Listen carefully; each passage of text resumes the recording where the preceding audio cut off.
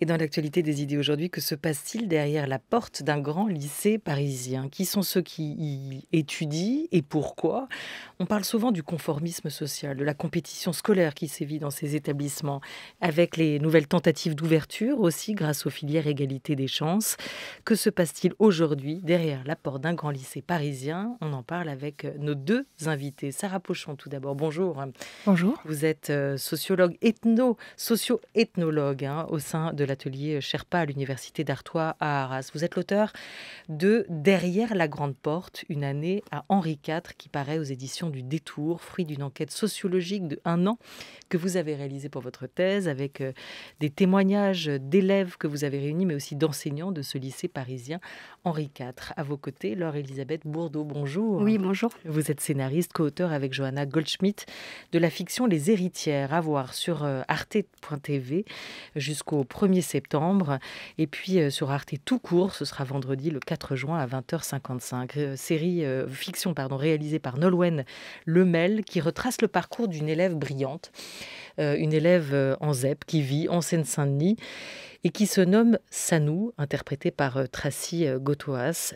Sa CPE, sa proviseure, la pousse à intégrer le prestigieux lycée Henri IV pour la suite de ses études, grâce à ces filières d'égalité des chances qui permettent à certains élèves qui peuvent devenir boursiers par la suite, d'intégrer ces lycées parisiens. Alors que va-t-elle découvrir au premier jour, Sanou, puisqu'elle va effectivement entrer à Henri IV? Elle va d'abord faire connaissance avec ses camarades de classe. Merci, merci. Faites passer au bout de rang, s'il vous plaît. Merci. Merci. Merci. Bah, moi, j'ai carrément crié. Quand j'ai reçu l'avis favorable, on était tellement à postuler dans mon école que c'était inespéré, quoi. Moi, c'est ma mère qui était là, elle me saoule avec ça depuis que je suis en maternelle. Non, moi, j'étais sûr d'être pris. Mes 3 frères sont passés par ici, puis ensuite, ils ont fait Polytechnique. Comme mon daron. Toi, tu veux faire Polytechnique aussi? Et sinon, toi, t'as quelqu'un de ta famille qui était ici, qui t'a bourré les crânes avec ou pas? Non, pas du tout, c'est ma CPE qui m'en a parlé pour que je postule. Sérieux, tu connaissais pas si avant? Non, je viens pas de Paris, en fait. Ah.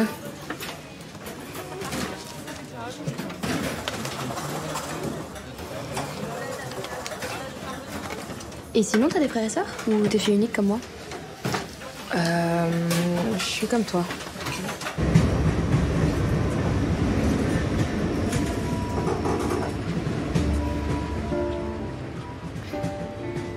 Que va-t-elle découvrir? Elle entre dans une maison pour tous, Henri IV. C'est la devise de ce lycée. Est-ce que tout le monde connaît Henri IV? Vraiment, tout d'abord. Sarah Pochon. Oui, eh bien, c'est vrai que dans le livre, j'explique que Henri IV, c'est d'abord une réputation. Alors, chez certaines classes sociales, bien sûr, chez les dominants, ceux qui sont déjà dotés culturellement, bien sûr, ils connaissent Henri IV, ils connaissent le lycée comme on connaît Oxford. Par contre, comme Sanou, qui est moins au fait de la réputation de cet établissement, peut-être qu'elle connaît moins, c'est ce qui est montré dans le film. Donc, c'est sa CPE ici qui va la conduire et l'amener jusqu'au lycée et lui parler de cet établissement. Oui, Laure-Elisabeth Bourdeau, elle va effectivement découvrir à la fois ses camarades, mais aussi prendre conscience tout de suite de sa différence quand elle met ce pied à Henri IV, votre héroïne. Oui, elle découvre sa différence et elle découvre même ses différences. Parce que par exemple, elle découvre que les autres connaissaient très bien Henri IV. C'est intégré déjà, c'est dans leur histoire familiale, c'est des choses qui font partie de leur vie. Elle, c'est son école, elle prend conscience en fait que c'est pas du tout le même rapport à cet institut qu'elle découvre. Elle y va pour apprendre à travailler, à se former en tant qu'élève, mais en fait elle se rend compte qu'eux viennent chercher une continuité de quelque chose qu'ils pratiquent déjà. Et c'est déjà presque un premier aboutissement pour une partie de ces élèves, comme le formule l'un des camarades aussi, en entrant là. Les parents les ont préparés. Il fallait intégrer Henri IV. Ça fait partie du parcours idéal rêvé par des parents pour leurs enfants dans les milieux plutôt favorisés quand même. Tout à fait. C'est attendu. C'est un objectif, c'est préparé aussi. C'est ce qu'on dit dedans, qu'ils se préparent à ça. Ils savent ce à quoi ils s'attendent. Ils ont été outillés en fait à ça, naturellement. Pourquoi avez-vous eu envie, l'une et l'autre, à votre manière, vous à travers la fiction, vous comme socio-ethnologue, Sarah Pochon, de pousser la porte de ce grand lycée qu'est Henri IV? Alors moi, à l'origine, je suis enseignante d'EPS et j'avais envie d'aller voir un petit peu ce qui se passe dans ces endroits privilégiés, de prendre le contre-pied des recherches qui s'intéressent prioritairement aux endroits, aux milieux qui sont dits difficiles du point de vue scolaire. Et j'ai voulu prendre cet angle du rapport au corps. Donc, en m'intéressant à ces endroits privilégiés, j'avais contacté plusieurs établissements parisiens.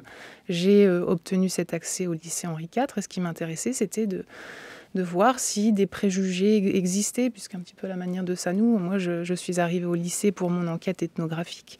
Et j'étais peut-être pétrie de prénotions aussi, croire que... De prénotions. Quelle différence avec les préjugés? Des formes de préjugés, c'est la même chose. Donc je pensais par exemple en effet que le climat scolaire était hyper compétitif, alors que finalement les élèves développent des stratégies collectives.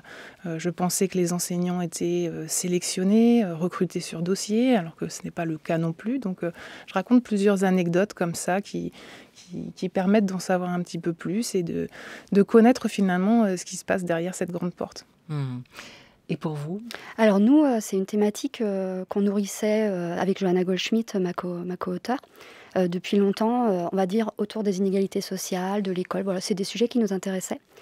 Et puis, le point de départ vraiment de notre fiction, c'est une anecdote d'une CPE qu'on connaît, qui nous racontait sa journée de travail, en fait, et qui nous disait qu'elle avait reçu la visite d'une de ses anciennes élèves, qui était aujourd'hui à Louis-le-Grand, donc elle était en seconde, et elle discutait, un peu comme on pourrait voir dans notre film, elle discutait comme ça, et elle demandait comment ça allait, en fait.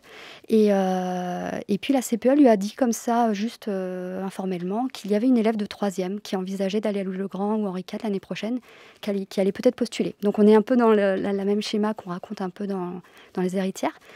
Et puis c'est tout. Elles se sont échangées juste cette info. Sauf que la semaine suivante, cette même élève de seconde est revenue. Et elle a amené une liste de livres à la CPE en lui disant c'est pour votre élève en 3e. C'est une liste de livres à lire qui vont l'aider à se préparer. Et alors, cette anecdote, ça nous a énormément touchés. En fait, on est revenu avec cet acte généreux. Et en fait, nous, on est toutes les deux scénaristes avec Johanna. Et on a vu qu'il y avait quelque chose, un point de départ. Et c'est comme ça qu'on a inventé toute cette histoire. Automatiquement, on s'est dit, ça va s'appeler Les Héritières. On pensait au livre de Bourdieu, Passeron. Et on s'est dit, on va parler de ça, mais aussi de cette transmission qui peut exister entre deux élèves. Voilà. Et puis de toutes les transmissions qui existent. Transmission, héritage, ça nous intéressait beaucoup. Oui.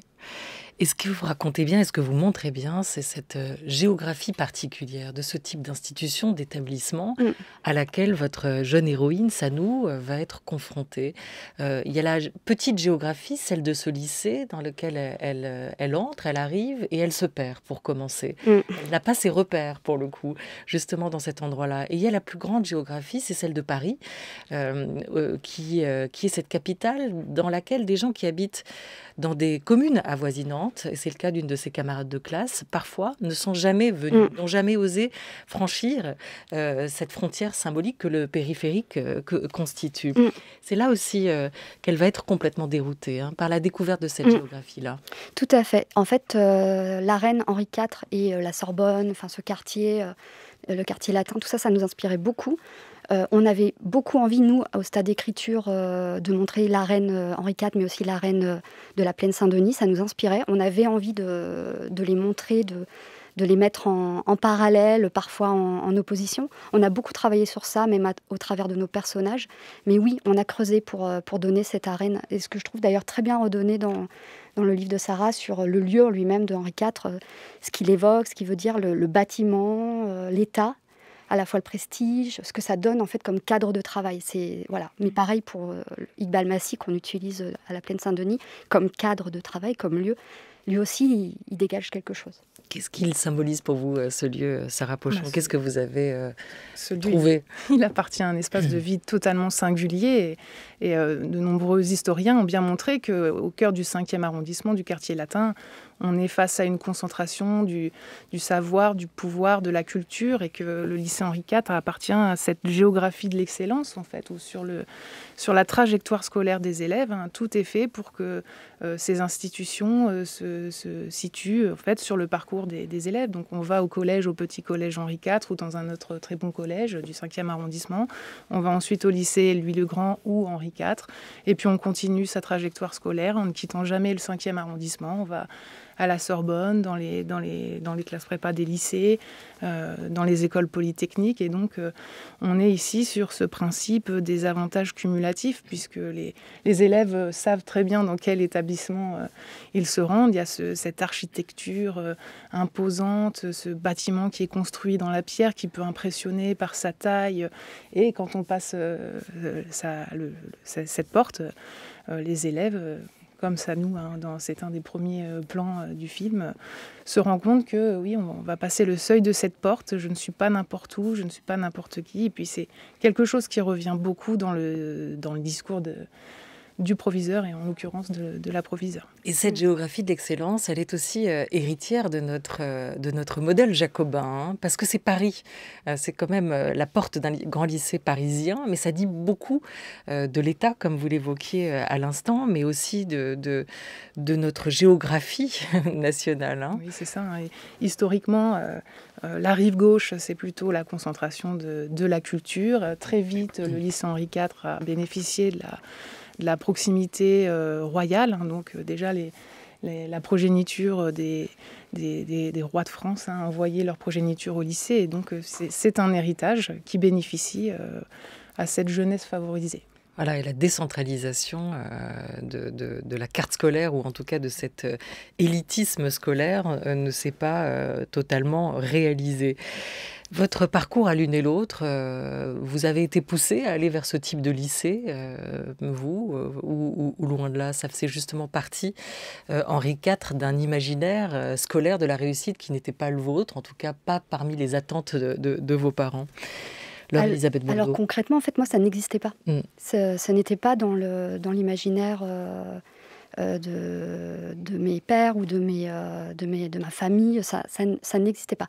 Moi, j'ai découvert Henri IV, le Grand, stagiaire, jeune journaliste. On m'a expliqué tout d'un coup, en fait. Et j'ai découvert ce système.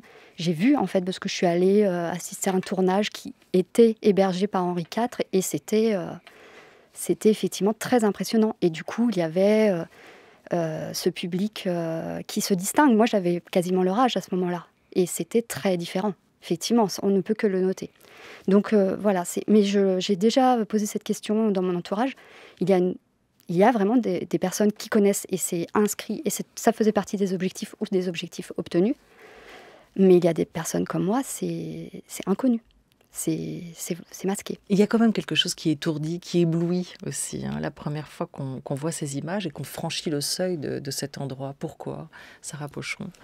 C'est vrai que la réputation précède, on va dire, la réalité. Hein. Donc on peut se dire que c'est l'image d'une carte postale, c'est cet établissement qui a un petit côté anachronique, voire même exotique, hein, puisque c'est l'institution qui scolarise les élites, hein, en tout cas une élite scolaire. Donc, encore une fois, ce prestige architectural, ce prestige historique, les résultats qu'on connaît, qui sont largement mis en avant sur le site de l'établissement, puisque Henri IV, et je le dis beaucoup hein, dans le livre, c'est 100% de réussite au baccalauréat chaque année, c'est quasiment autant de mentions obtenues, des mentions très bien qui explosent, et puis il en est de même pour les classes préparatoires aux grandes écoles, avec de très bons résultats, et des classes préparatoires prestigieuses.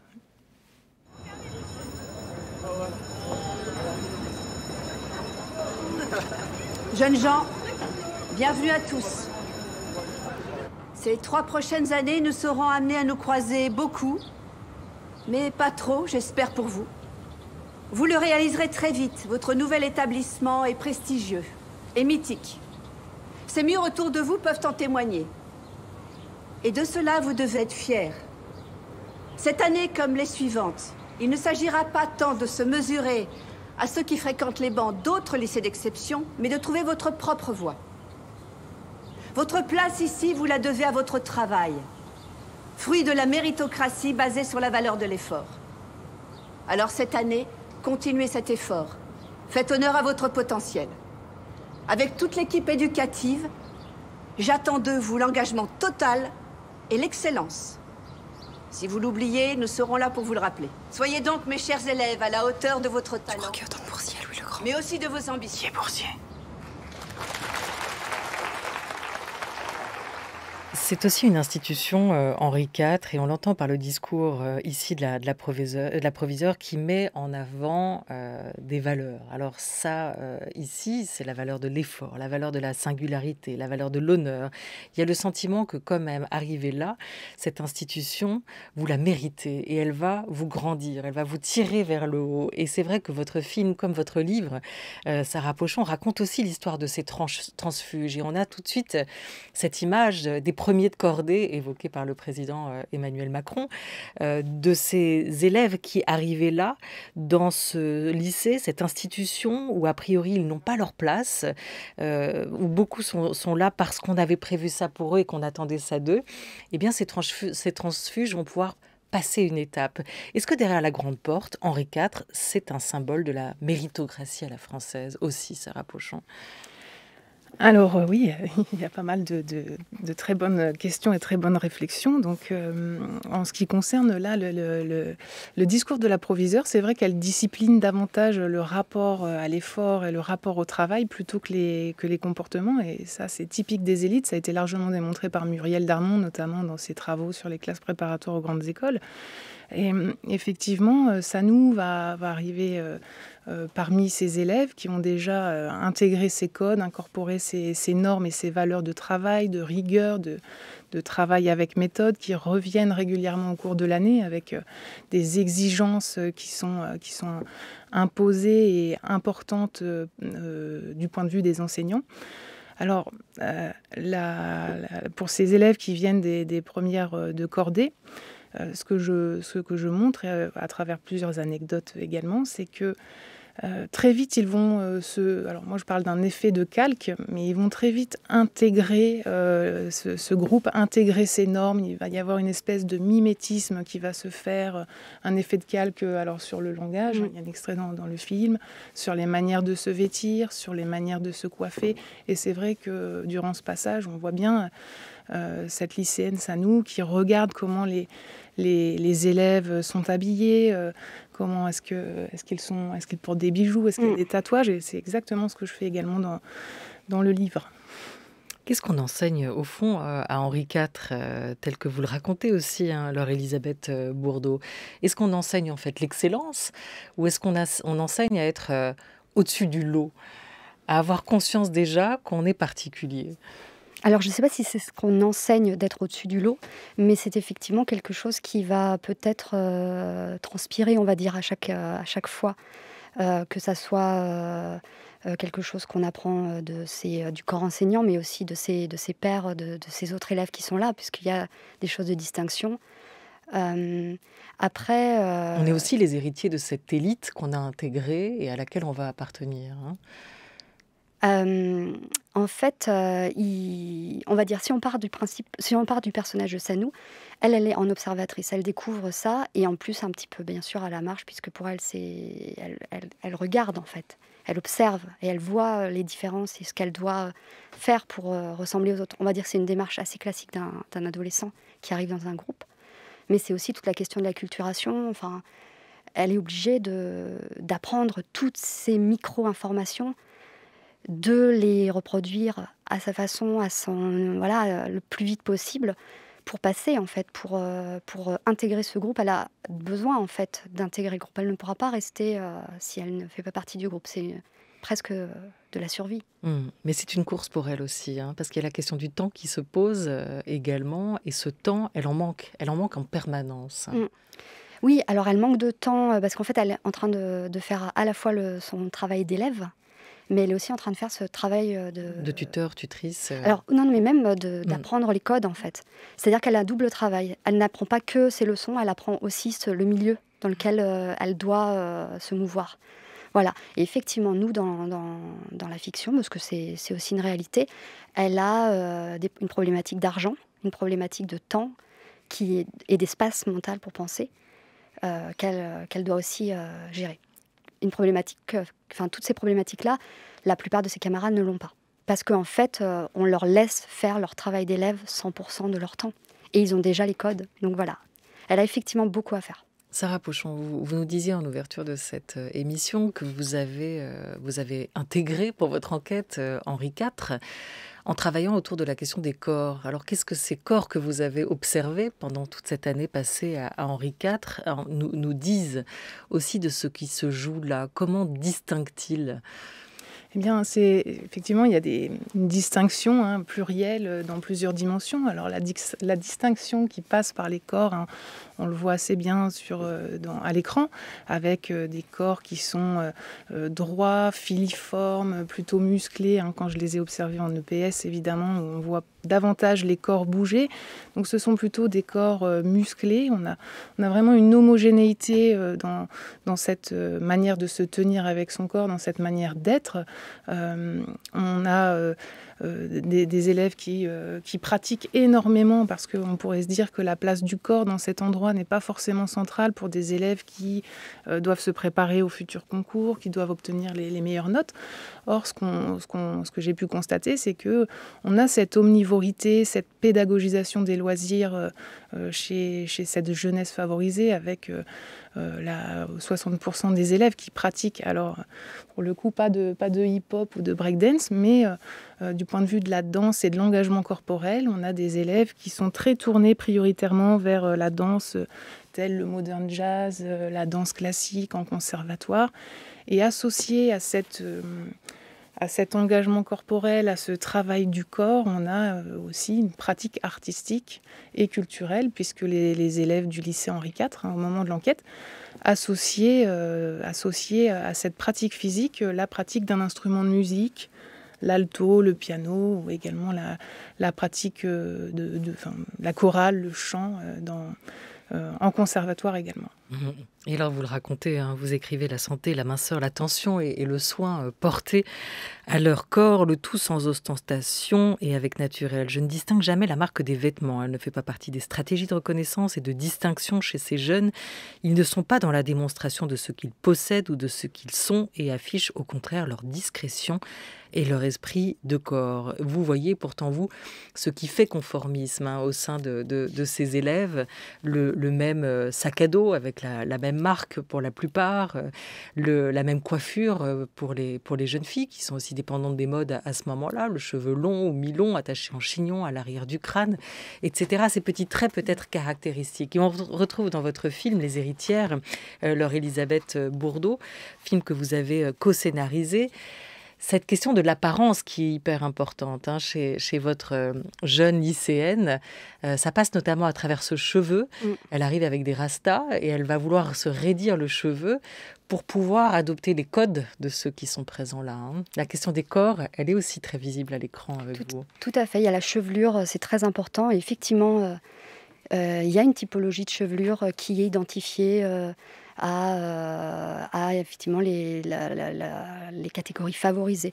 Et Sanou a en plus un cheveu qui est crépus. Donc la question est d'autant plus cruciale pour elle, parce qu'elle a une base de départ où elle ne peut pas atteindre ce côté lisse qu'ont les chevelures, on va dire, les plus répandues autour d'elle dans son école.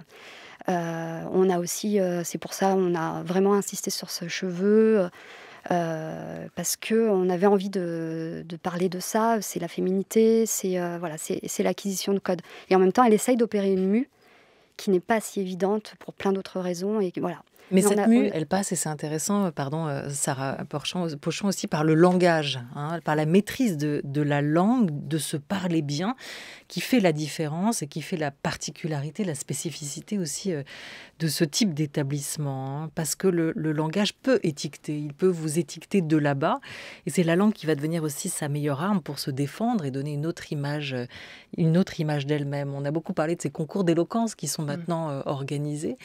Avoir ce capital-là, ce capital linguistique, ça c'est une des forces de ces étudiants de ce lycée Henri IV où vous avez enquêté. Oui. Et c'est vrai que ça revient beaucoup dans le discours des enseignants que j'ai rencontrés. On me dit, oui, en début d'année, on arrive à on arrive à distinguer des élèves qui viennent plutôt des cordées de la réussite, donc de milieux plus populaires. Et on le voit notamment à travers parfois la manière de se tenir, on était en train d'en discuter, mais aussi dans le langage, et puis aussi du point de vue économique, lorsqu'il y a des voyages organisés. Mais les enseignants me racontent qu'ils le perçoivent dans les mots utilisés, dans ce vocabulaire. Et par contre, on me dit, mais c'est vrai qu'au bout de quelques mois, c'est rentré dans l'ordre. On me dit c'est rentré dans l'ordre, donc on utilise le mot rentrer dans l'ordre. C'est Sanouk qui utilise le terme j'appréhende, je me souviens très bien. Et oui, c'est une manière de réussir à intégrer ce groupe d'élite. Tout à fait. En fait, on a beaucoup travaillé sur le langage et aussi, on va dire, l'aisance oratoire, qui est une clé d'entrée pour plein de choses, et que Sanouk n'a pas forcément au départ parce qu'elle n'est pas habituée à faire de la prise de parole, mais qu'elle a d'une certaine façon parce que sa mère pousse beaucoup. On le voit sur l'exactitude et voilà, formuler les choses. Que se passe-t-il derrière la grande porte d'un grand lycée parisien? On en parle encore jusqu'à quelques minutes, jusqu'à 13h30 avec nos deux invités. L'étho-sociologue, je vais y arriver, c'est compliqué, socio-ethnologue, plutôt c'est dans l'autre sens, j'inverse tout aujourd'hui, pardon, Sarah Pochon, auteure de Derrière la grande porte, une année à Henri IV, et avec l'auteur scénariste, co-scénariste de cette fiction, Les héritières, à voir sur Arte et arte.tv, Laure-Elisabeth Bourdeau.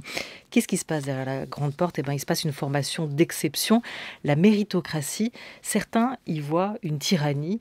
C'est ce que nous disait le politiste Michael Sandel récemment autour de cette grande table. La tyrannie de la méritocratie, elle vaut aussi pour les gagnants. La tyrannie du mérite opprime également les gagnants. Je l'appelle le problème des gagnants blessés. Et je le vois chez mes étudiants.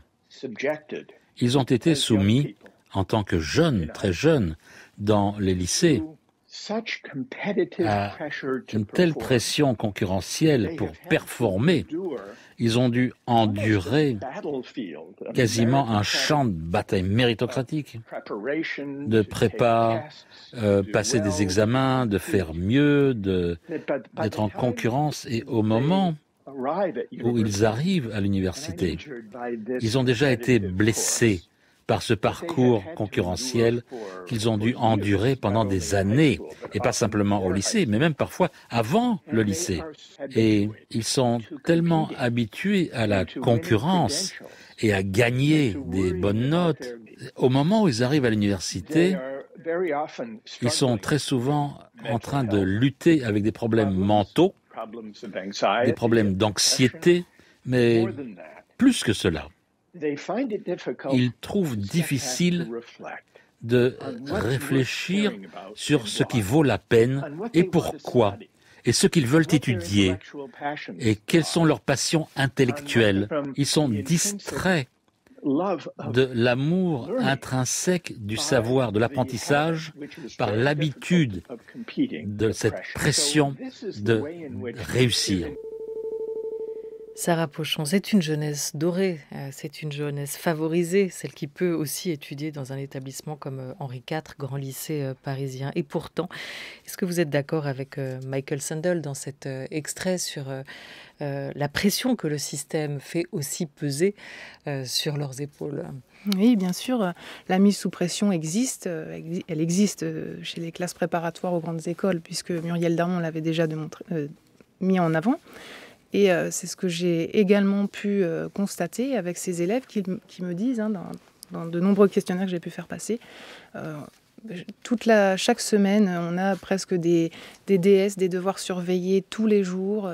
On est mis sous pression. Il y a des exigences qui sont mises par les enseignants, par nos parents. On doit réussir, on doit obtenir évidemment pas seulement le baccalauréat, mais le baccalauréat avec la mention. Donc, ils sont pris, ces élèves, dans ce piège scolaire où ils sont obligés de répondre à ces exigences mises par les parents. Et c'est Anne Barrère aussi qui l'a bien démontré dans son travail.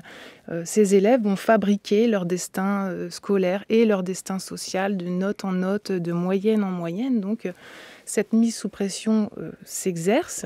Alors, moi, j'ai pas forcément approfondi ces questions de santé mentale, hein, mais je le dis aussi dans le livre. Il y a des cas d'anorexie qui existent, les infirmières en ont fait part. Bon, il n'y a pas de chiffres qui sont ressortis, mais ces adolescents sont des adolescents comme les autres également, et ils font face à cette mise sous pression avec les moyens dont ils disposent. Et on en revient donc au collectif, hein, pour survivre, mettre en place ces stratégies de survie du point de vue des lycéens. Ils vont développer des stratégies collectives. Il y a une véritable solidarité. Il y a un esprit de compétition ici qu'on a entendu dans cet extrait, mais au lycée Henri IV, hein, ce qui revient, c'est cette compétition entre nous n'existe pas, ou en tout cas, elle n'est pas dite. Et heureusement que pour réussir, nous nous entraidons et nous utilisons les réseaux sociaux pour partager des réponses, pour nous soutenir. Moi, j'ai pu le voir à plusieurs reprises dans les bibliothèques, quand j'ai mené des observations à ces élèves qui réfléchissent ensemble, qui essayent ensemble et qui surmontent ces difficultés, cette mise sous pression grâce à cette entraide. Parce qu'il y a de la pression de la note, il y a la pression du classement, et parce que l'échec n'est pas permis, hein, n'est pas autorisé. Vous évoquez cette relation qui va se mettre en place, cette coopération, cette solidarité entre eux, mais dont le pendant, c'est aussi un entre-soi, hein, qui dès le lycée se forme et se met en place, hein, et qu'on retrouvera par ailleurs dans les grandes écoles ensuite, peut-être parfois jusqu'à l'ENA. Je termine avec ça pour vous poser une question quand même, Sarah Pochon, sur cette grande école nationale d'administration dont la suppression est discutée, examinée aujourd'hui au Conseil des ministres dans cette réforme de la haute fonction publique. Il est important de repenser ce type de lieu, même si on pense que ça fait partie de cette singularité française, de les penser autrement, de manière plus égalitaire. Alors là, c'est une grande question qui est relative à l'offre, au marché scolaire, et puis ensuite qui est développée là dans le cadre de l'ENA. Donc moi, je n'ai pas enquêté vraiment sur... j'en suis restée vraiment aux établissements du secondaire, mais en effet, hein, la question de la diversité, de la mixité sociale, de l'accès à ces grandes institutions d'élite qui préservent cet entre-soi résidentiel, mais aussi social, c'est quelque chose qu'il faudrait en effet repenser. Et je pense qu'il y a pas mal de recherches qui vont fleurir et qui risquent d'apporter prochainement en tout cas peut-être des propositions, des solutions et une autre manière de porter un regard sur ces institutions d'élite. Oui, c'est intéressant. Vous avez, poussé cette porte comme spécialiste aussi de l'enseignement de l'EPS. Et là se pose aussi, à travers ces questions-là, la question des corps, parce qu'on parle des grands corps de l'État. C'est d'autres corps qui se forment, mais qui méritent aussi d'être observés, analysés. Merci beaucoup à toutes les deux d'avoir été avec nous. Sarah Pochon, je rappelle le titre de votre livre, Derrière la grande porte, une année à Henri IV, livre paru aux éditions du Détour. Laure-Elisabeth Bourdeau, vous avez co-scénarisé avec Johanna Goldschmidt cette série à voir sur Arte, Les Héritières. Merci à vous d'avoir été avec nous. Merci beaucoup. Merci. Merci beaucoup à toute l'équipe de La Grande Table, à Jean Bulot avec Laura Dutèche-Pérez pour La Grande Table des idées, à Henri Leblanc avec Oriane Delacroix pour La Grande Table Culture. Merci à Valentine Allouin et Cathy Renaud. C'était aujourd'hui à la réalisation Thomas Beau avec Jean Frédérix.